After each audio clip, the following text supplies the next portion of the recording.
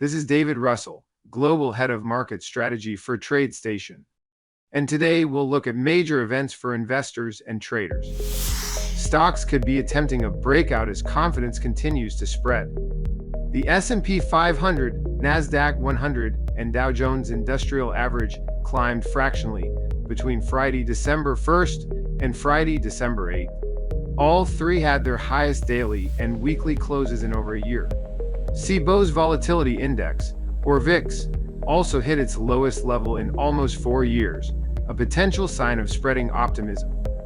University of Michigan economist Joe Insu said that improvements in the expected trajectory of inflation boosted sentiment across age, income, education, geography, and political identification.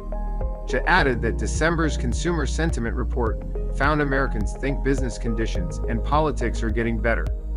Data showed job growth remaining healthy and unemployment falling more than expected. Still, fewer openings and more layoffs suggested the labor market has cooled from its breakneck pace. The final revision of third-quarter productivity and labor costs were another bright spot. Productivity growth was upgraded to 5.2%. That increased from 4.7% and was well above the original estimate of 4.2%. Unit labor costs were also revised down and are much lower than the original estimate in November. Those headlines, along with the lowest gasoline prices of the year, spread hopes that inflation is easing and conditions are finally returning to pre-pandemic norms. Lower interest rates could be the result. Last week also had big artificial intelligence news from Advanced Micro Devices and Alphabet. AMD rallied more than 6% after announcing that Microsoft, Meta Platforms, and Oracle will use its new chip. That suggested it's making headway in a market dominated by NVIDIA. Alphabet released its Gemini AI model, which can understand videos and images in addition to text. It spurred optimism. The company will regain lost ground to Microsoft and ChatGPT. Cruise ship operators Carnival and Norwegian Cruise Line were the top performers last week.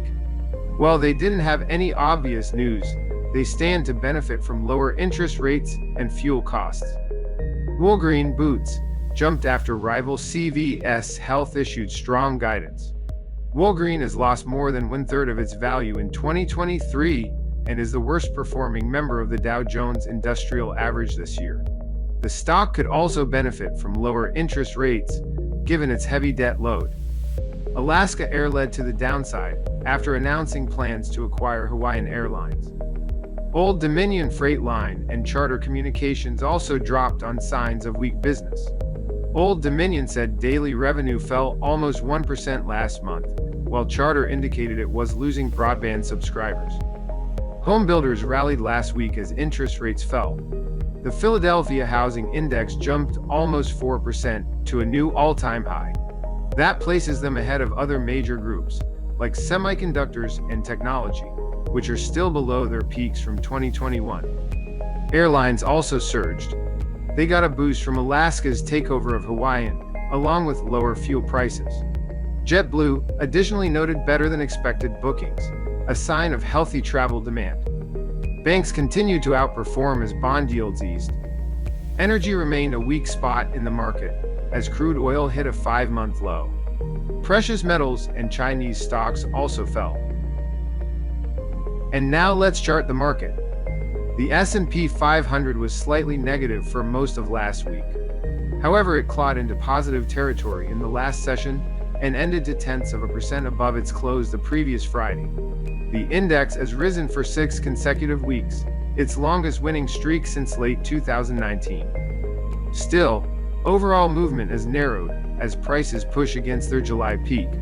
A move above that resistance could make traders expect further upside. They may look for potential support around the previous week's low of 45.37. This chart includes the rate of change indicator with a 9-day interval. Notice how surges above recent highs are sometimes followed by continued gains. Faster moving averages like the 20-day are above slower moving averages like the 50-day. That may suggest the trend has turned bullish again. Now let's consider the week ahead. It brings two major economic events. The last inflation report of the year tomorrow morning, and the last Federal Reserve meeting on Wednesday afternoon. The only noteworthy item today is Oracle's earnings after the closing bell. The Consumer Price Index, or CPI, inflation report as at 8:30 Eastern Time tomorrow morning.